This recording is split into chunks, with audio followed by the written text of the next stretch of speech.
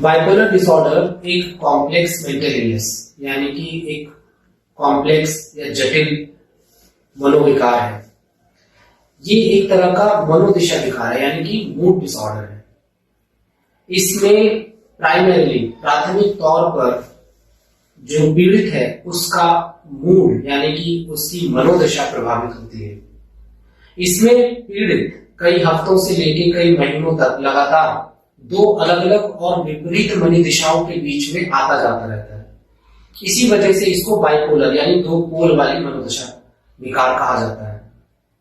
एक हाथ पर तो है डिप्रेशन यानी कि उदासीनता, जिसमें कि पेशेंट नकारात्मक उदास रहता है, और दूसरे हाथ पर इसी के उलट है मेनिया यानी पागलपन या उत्तेजना, जिसमें कि पेशेंट अत्यधिक कॉन्फिडेंस और अत्यधिक विचारों में लीन रहता है।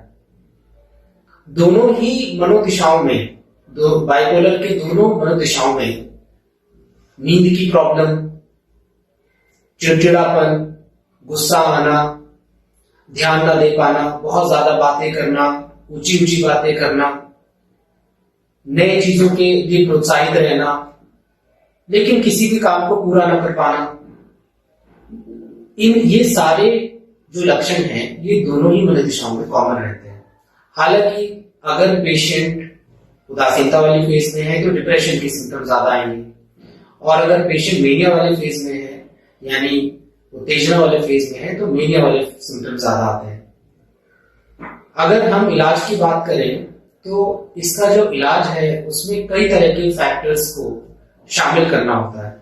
अगर हमें इफेक्टिवली डील करना, अगर हम इससे सही तरीके से निजात पाना है तो सबसे पहला होता है दवाइयों का इलाज।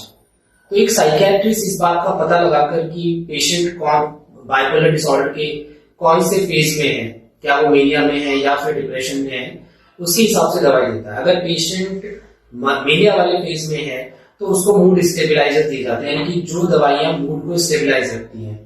इसके विपरीत अगर पेशेंट उदासीनता वाली स्टेज में है तो उसको मूड के इनहेंसर्स यानी एंटी डिप्रेसेंट्स दिए जाते हैं, और ये दवाइयां काफी कारगर हैं। खासकर मेनिया वाले फेज में बिना दवाइयों के पेशेंट को मैनेज करना और पेशेंट को अपने लक्षणों को मैनेज करना बहुत मुश्किल हो जाता है।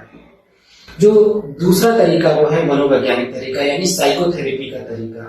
इसमें सीबीटी यानी कॉग्निटिव बिहेवियर थेरेपी काफी कारगर रही है, खासकर उदासीनता वाले फेज में। और दोबारा ये बाइपोलर का कोई फेज ना स्टार्ट हो, इस बार को भी ट्रीट करने में काफी कारगर रहती है। इसके साथ साथ पेशेंट्स को मेनिया फेज में के लक्षणों को पहचानने की ट्रेनिंग, अपने मूड को पहचानने की ट्रेनिंग और उसके हिसाब से तरीके इजाद करने की ट्रेनिंग दी जाती है, जिससे पेशेंट जो है वो बार बार इन साइकिल में ना आए। तीसरा है फैमिली थेरेपी, यानी कि फैमिली को इन्वॉल्व करना, उनको साइकोएजुकेट करना, उनको ट्रेनिंग देना कि किन लक्षणों की वजह, किन कारणों की वजह से, पारिवारिक कारणों की वजह से पेशेंट तनाव में आ सकता है और उसके बाइपोलर के लक्षण बढ़ सकते हैं। इस बात की ट्रेनिंग दी जाती है, क्योंकि ये देखा जाता है कि जो पेशेंट्स होते हैं बाइपोलर के, वो थोड़े थोड़े तनाव की वजह से कई बार दूसरे फेजेस में चले जाते हैं। कई बार मेनिया से उदासीनता में, उदासीनता से मेनिया में चले जाते हैं। तो परिवार को इस बात की जानकारी देना बहुत जरूरी रहता है। तीनों तरह के इलाजों को मिला के, दवाइयां, साइकोथेरेपी और फैमिली थेरेपी को मिला के इसका इलाज, सफल इलाज संभव हो सकता है। बाइपोलर डिसऑर्डर के कारणों की अगर बात करें तो जैसे आपने बताया कि बाइपोलर डिसऑर्डर क्योंकि एक कॉम्प्लेक्स मनोवस्था है, मनोविकार है, तो कारण भी इसके काफी कॉम्प्लेक्स हैं। यानी कि किसी एक कारण की बजाय ये काफी सारे फैक्टर्स से मिलके ये होता है। फिर भी अगर बात करें तो इसमें जेनेटिक लिंक यानी अनुवांशिक कारण को भी ऐड किया जा सकता है, क्योंकि जिसके परिवार में किसी को बाइपोलर डिसऑर्डर होता है उसको होने के चांसेस और लोगों के मुकाबले 4 से 6 गुना ज्यादा होते हैं। दूसरा कारण हो सकता है हमारे मस्तिष्क में होने वाली असामान्यता यानी ब्रेन एबनॉर्मलिटीज। इसमें जो सबसे ज्यादा बाइपोलर में जिसका लिंक पाया गया है वो है हमारे मस्तिष्क में जो हिप्पोकैम्पस है उसके ब्रेन सेल्स में डैमेज होना। और ये हिप्पोकैम्पस जो है पार्ट होता है, इसका काम होता है मेमोरी का मेन, लेकिन ये इनडायरेक्टली हमारे मनोवस्था को भी हैम्पर करता है डेली बेसिस पे। दूसरा जो मस्तिष्क में असामान्यताएं पाई जाती है वो है न्यूरोकेमिकल लेवल पे। न्यूरोकेमिकल वो पदार्थ होते हैं, वो रसायन होते हैं जो मस्तिष्क में एक जगह से दूसरी जगह तक मैसेज पहुंचाते हैं।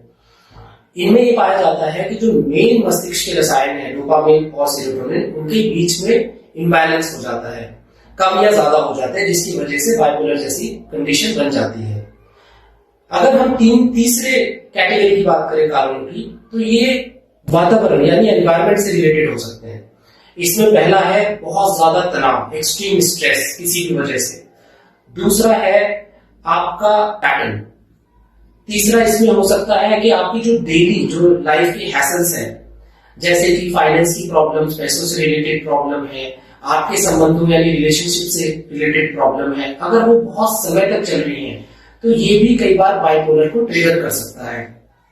इसके अलावा घर में होने वाली किसी लव्ड वन की सडन डेथ भी एक बाइपोलर के एपिसोड को ट्रिगर कर सकती है। इसके अलावा एनवायरनमेंट में कई ऐसे स्ट्रेसर्स हो सकते हैं जो सिर्फ ट्रिगर का काम करते हैं। Thank you.